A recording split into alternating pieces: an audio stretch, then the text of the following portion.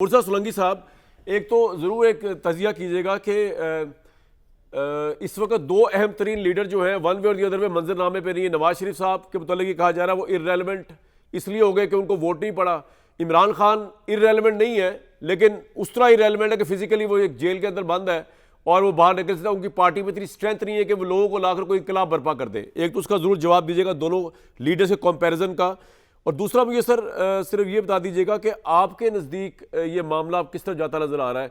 इमरान खान के एहतजाज की कॉल से हुकूमत हिलती है या एहतजाज से तहरीक इंसाफ एक्सपोज होती है, ख्वाह वो गंडापुर साहब की सूरत में हो या अवाम के उस तरह ना आने की सूरत में हो जिस तरह एक्सपेक्ट किया जा रहा होता है।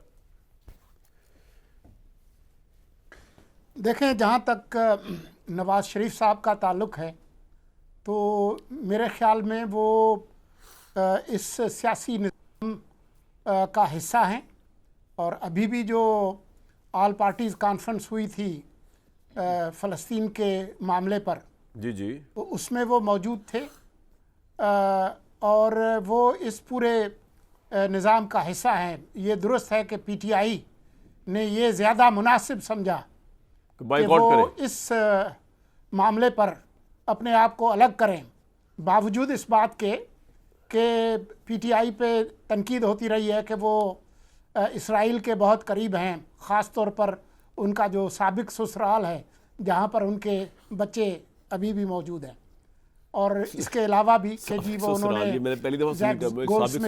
मुहिम चलाई थी। ठीक, जी साबिक ससुराल की ही बात कर रहा हूँ। तो मैं नहीं समझता हूँ कि वो गैर मुतालिक हैं। जहाँ तक खान साहब का ताल्लुक़ है तो उनकी जमात जो है वो मौजूद है, एक सूबे में उनकी हुकूमत है, सेनेट में उनकी मौजूदगी है, कौमी असम्बली में उनकी मौजूदगी है, पंजाब में उनकी मौजूदगी है, तो वो उनकी जमात तो सियासी निज़ाम का हिस्सा ज़रूर है। खान साहब सियासत से बाहर हैं, वो कोशिश कर रहे हैं मुसलसल कि किसी तरह से खैबर पख्तूनख्वा की हुकूमत को इस्तेमाल करें इस निज़ाम को गिराने के लिए, लेकिन हर दफ़ा जिस तरह से गंडापुर साहब पतली गली से निकल कर भागे हैं, तो अब वो खुशियाँ मना रहे होंगे कि आजकल खान साहब से रब्ता नहीं हो रहा, तो ये ना हो तो अच्छा है, क्योंकि उन्होंने उनको मुसीबत में ही डालना है।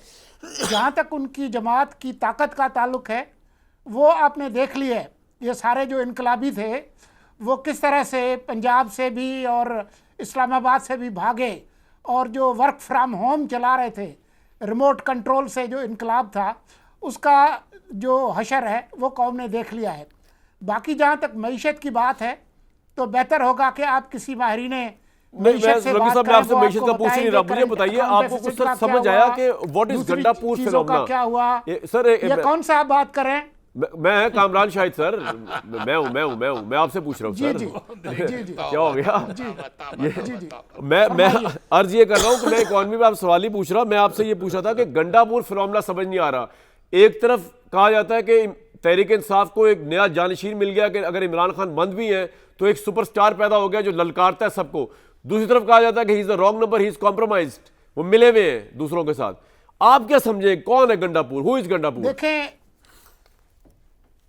देखें, ये बात आप पीटीआई के कारकुनों से पूछें तो वो आपको बता देंगे कि वो इस्लामाबाद भी जब आते हैं तो उनका दिल जो है वो पिंडी में होता है। और वो उनकी जो सियासत है वो किसी तरह से बच बचाव करने की कोशिश कर रहे हैं।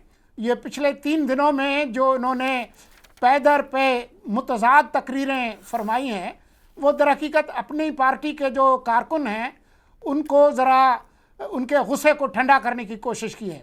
मजबूरी ये है खान साहब के पास कि अभी अगर इस मरहले पर कोशिश भी करेंगे कि गंडापुर को हटाएं तो ख़ुद उनकी जमात और खैबर पख्तूनख्वा की जो हुकूमत है वो ख़तरे में पड़ जाएगी। तो बात यह है कि वो एक कॉन्स्टिट्यूंसी पॉलिटिशियन है, वो उनको इक़्तिदार का मज़ा आ गया है, तो बाकी जो उनकी जो तकरीरें हैं वो तफरीह के लिए ठीक है। बिल्कुल ठीक।